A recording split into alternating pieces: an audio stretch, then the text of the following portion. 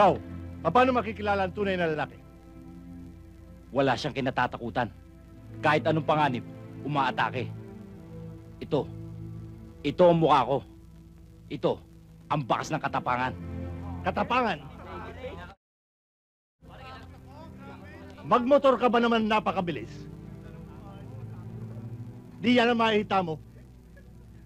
Sa konting pagkakamali, habang buhay mong dadalhin, Guillermo Miranda Jr., what can you add?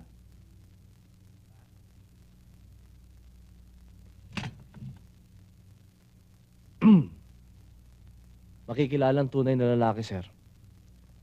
Kung marunong siyang humawak ng mahihirap na sitwasyon. Lumutas sa mabibigat na problema. Kung gaano siya kabilis gumawa ng bata, ganon din siya kahusay bumuo ng pamilya.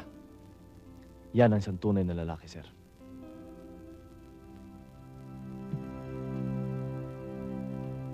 Very well.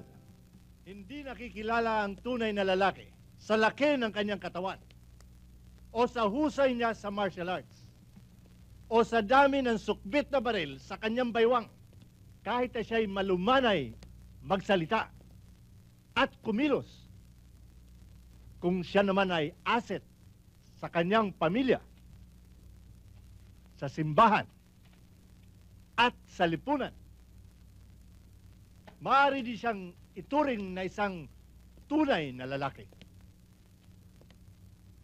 At hindi rin tatak ng tunay na pagkalalaki ang dami ng babaeng hawak niya. Kadalasan, ang ganitong lalaki na ang gusto i-project na image ay ang pagiging playboy ay may tinatago. Gusto nilang palabasin na kunwari, mahilig sila sa chicks. Hindi ba, Ricky Boy? Yes, sir. Sip-sip. All right, class.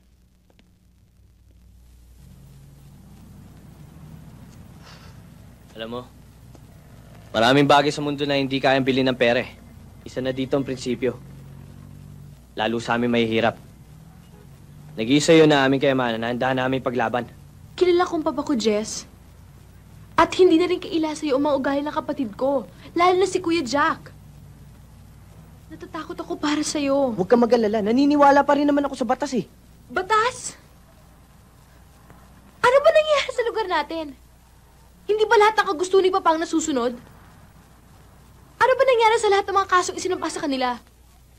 Hindi ba lahat na ayos? Hindi ba lahat na bayaran? Teka nga muna, masyado tayo nagiging seryoso niyan eh.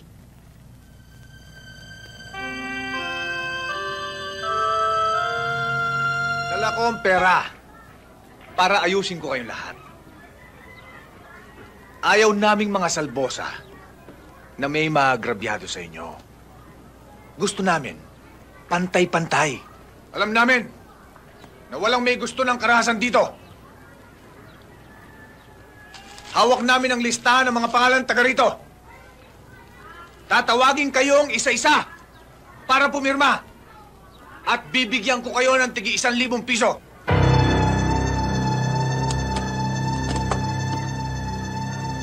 Napakalita halaga yan para umalis kami rito at magbagong buhay. Abay, may kita 30 taon na kami rito ah. Papalisin nyo kami rito? Eh, saan naman kami titira? Ito na nga lang barong-barong namin eh. Aalisin nyo pa. Hoy, tumigil ka! Ang liit-liit mo kung magsasagot ka. Akala mo... Bakit kayo? Malaki kayo? Kasi laki-laki kayo na kulangot eh. Tama na, bata lang yan. Hoy! Hindi kami pipirma dyan para tanggapin yung pera. Kailangan makausap muna namin si Mayor. Nag-aaksay lamang kayo ng panahon. Saan kayo magsusumbong? Saan kayo lalapit? Ayon sa mga dyaryo, magkakaroon ng agrarya ng bagong batas na magtuturo sa aming mga mahihirap na walang lupa. Lola, ang legalidad ay nasa dyaryo lang. Ha? Ilang ulit ba sinabi sa dyaryo na mura ang bilihin ngayon? Pero pagdating nyo sa palengke, may mura ba? Mabait lang ang dyaryo sa papel. Pero sa katotohanan, silo! Walang binatbat!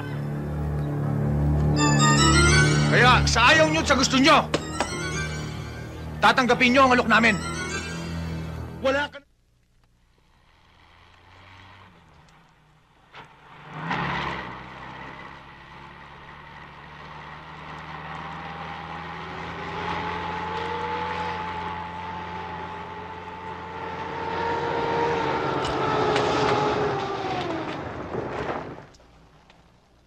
Major Macan,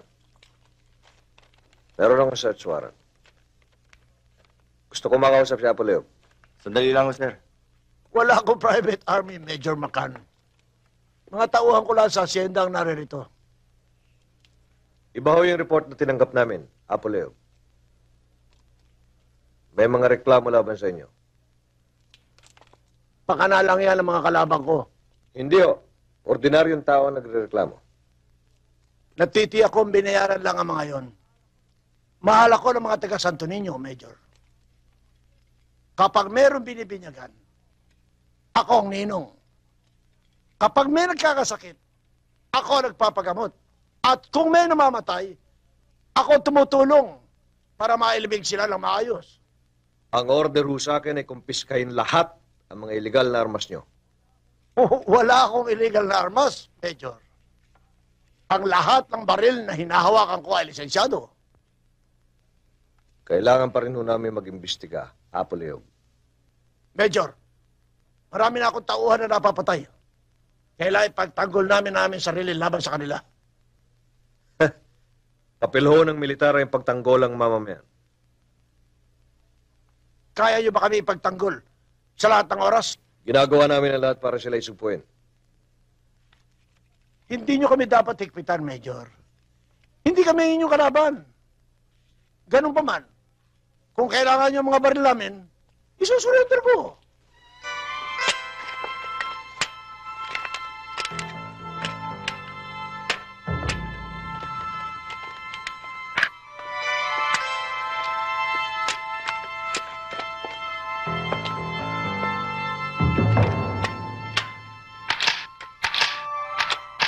Para sa ikatatahimik ng Santo Niño, Major. Ayan lahat ang armas namin.